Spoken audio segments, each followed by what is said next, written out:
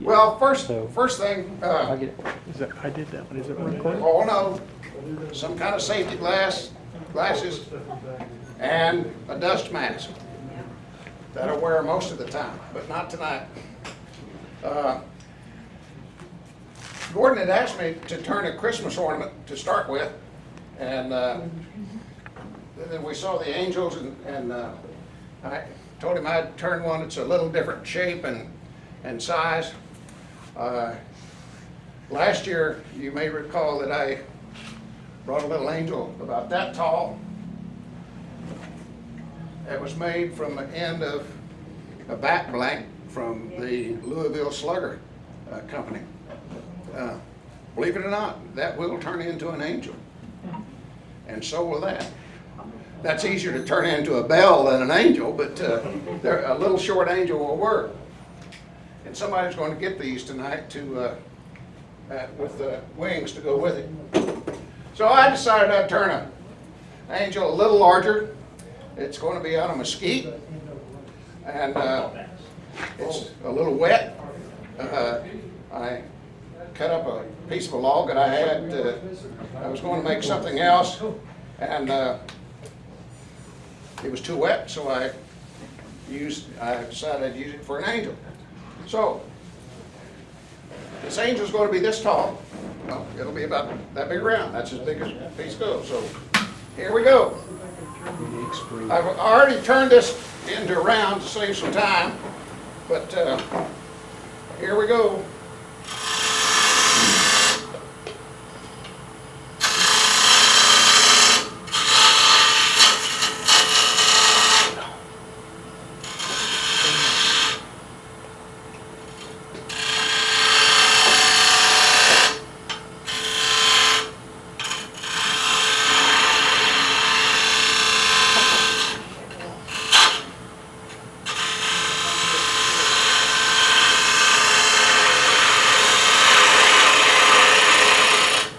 My angels, I always turn the outside and do the shape.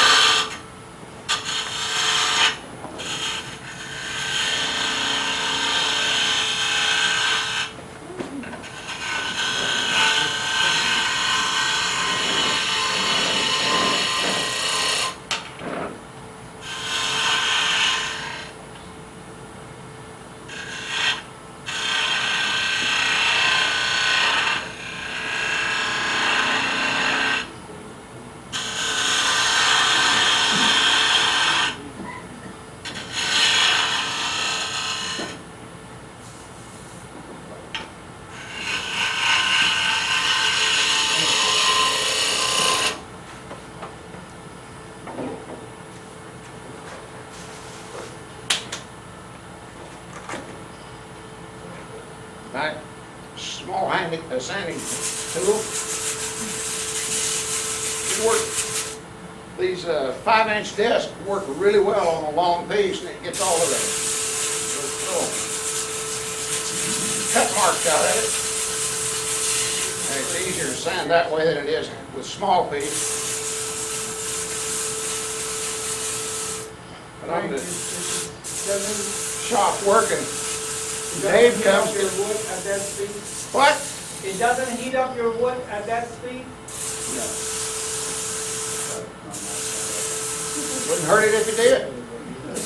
Help dry it out. This is wet.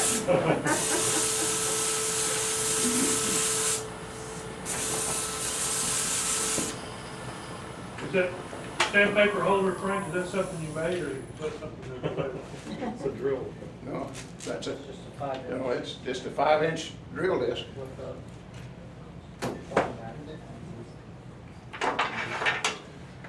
I think that one would back it up. It does, yeah. Good.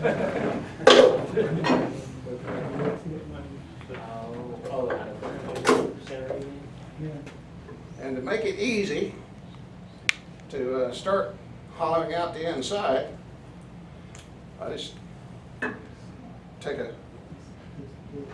this happens to be a 5/8 drill bit, and I mark it, and we'll see if we can drill it.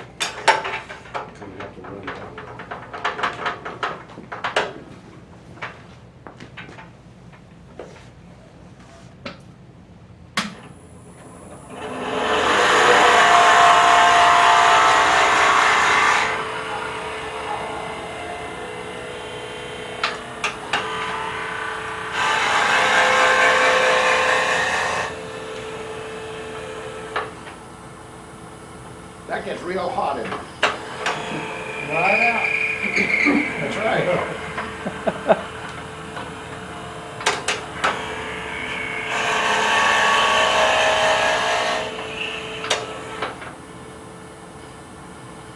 By the way, that whenever you drill one out like that, if you have to have some filler to fill a little hole or something, that dust is really good mixed with either epoxy or thick CA glue, and it'll fill up and dry pretty nicely. Yeah, that's about far enough for her. And the fun starts. How many of you have a termite tool? Yep, I do. I saw a demo once that I want one. Really? Yep. So what do you mean? Termite tools are good. Yeah. That's a hollowing tool, and this is a 5/8 bar, and I'm going to take this off. I made that handle long. I bought I ordered the tool whenever I was making some cremain urns, and the first one that I had, a 1/2-inch bar, I could only get in about that far, and I was stretching it at that point in time. So I ordered one of these, and a lot more stability. And now it's just a easy.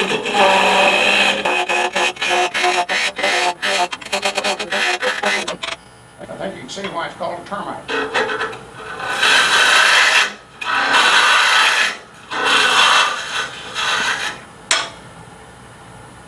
If that were dry wood, it wouldn't be clogging up on it.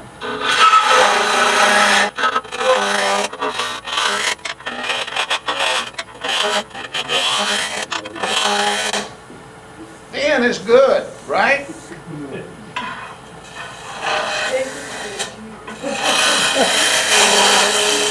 In some cases, it's very good. In other cases, you get a little too thin. Whenever I was doing the practice one that I did, the first practice one I did, I got just a little too thin. And by the way, that up in there is pretty thin. Looks like one of mine. What kind of finish did you use on that? Do what, Dave? I said, what kind of finish did you use on that? Spit. And bad words.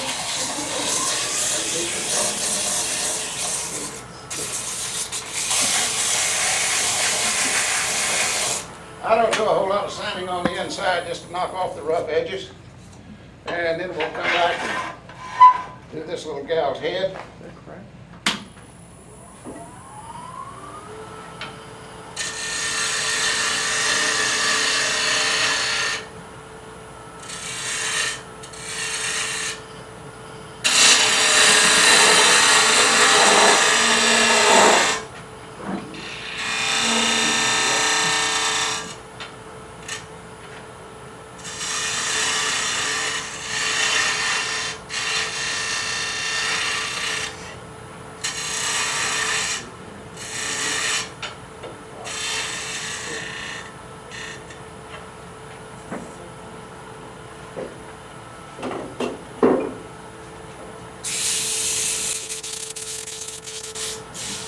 I was a temp that's good with a skew is Bob Edwards or Alan Laser or somebody, I'd smooth it out with a skew, but I'm not. I can't do that.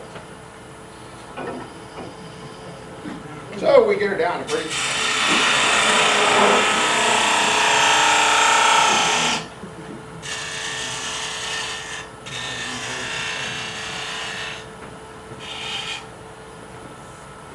And every little angel has to have a halo.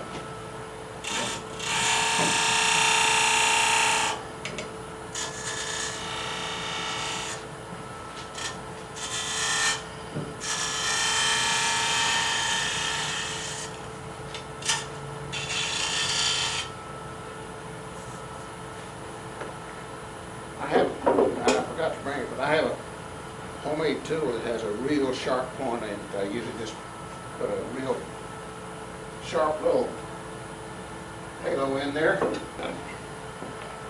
Just be a little more.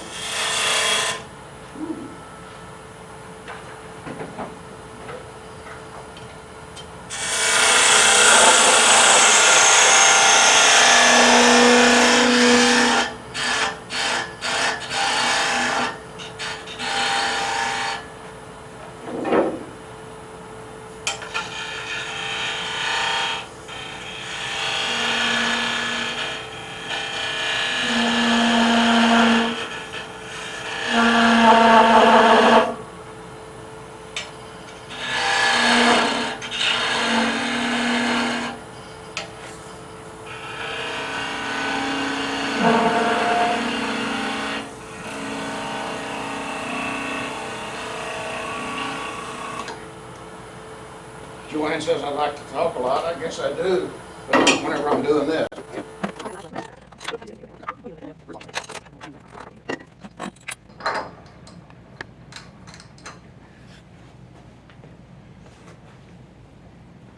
I'm going to sand her head now.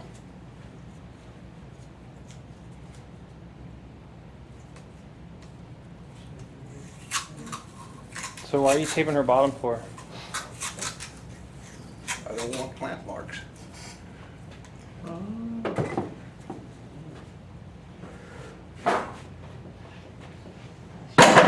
Because if you don't do that, the corners of these will clamp in, and you will get clamp marks.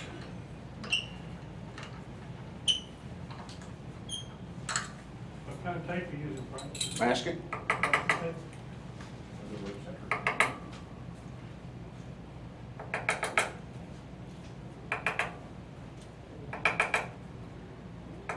That's the hardest thing to do is to get it.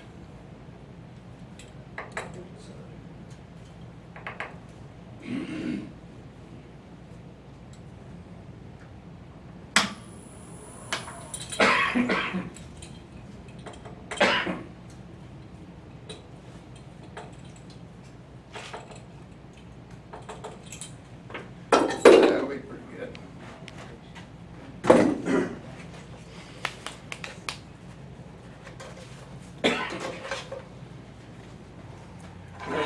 Whenever I start sanding, I use these. It's just the round disc with a holder, and it. I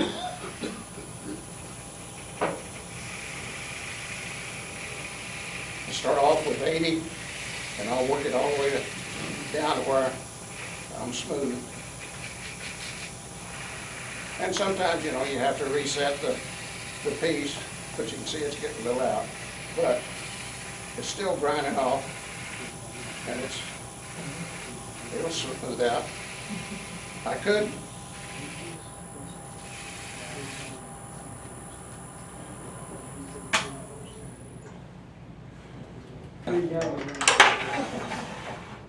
But I have it on my feet all day. It'll find it.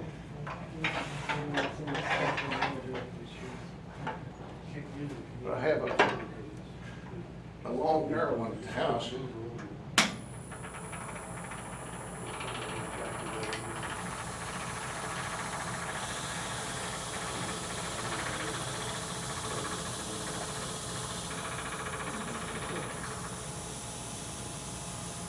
driving it up into the, Tighten your chuck. I don't want to tighten it too much because if I do, I'll get plant marks in it.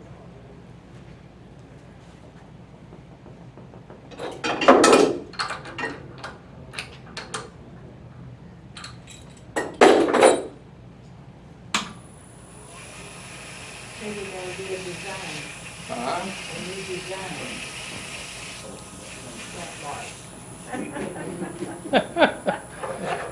Pleats and the skirt. Design off the Oh, yeah, called it. I want that in there. We can put designs on the bottom of a skirt. Yeah, I do that all the time when I did when I was sewing. That's right. I've been wanting to try, I'll show you one in just a second. but I don't know enough about it. You just try and see what happens.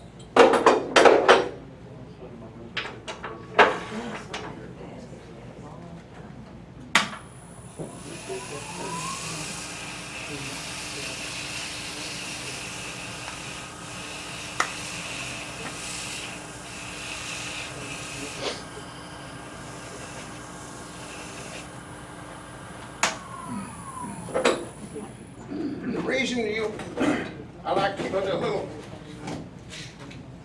dimple in there is I have a very high-tech drilling process to put an eyelet in.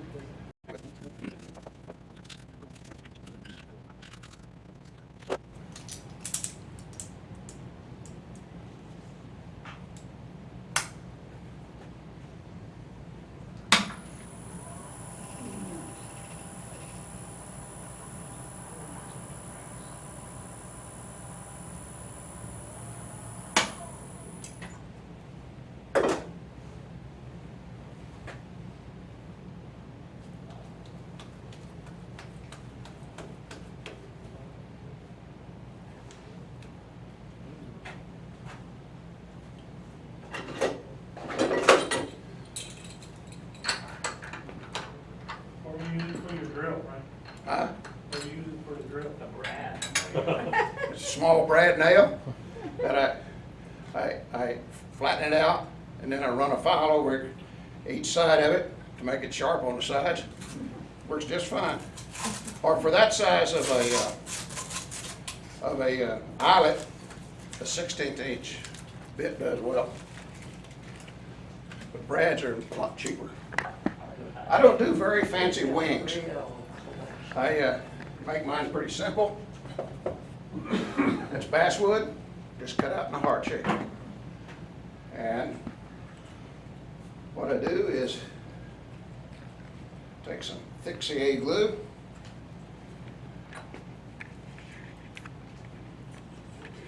find about where I want that.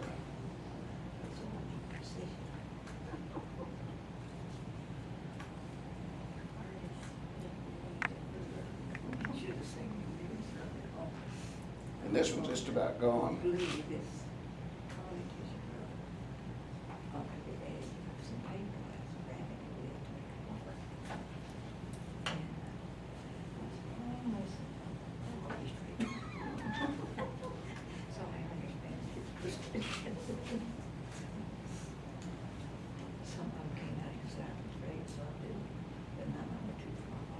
Try to get that very well on her neck.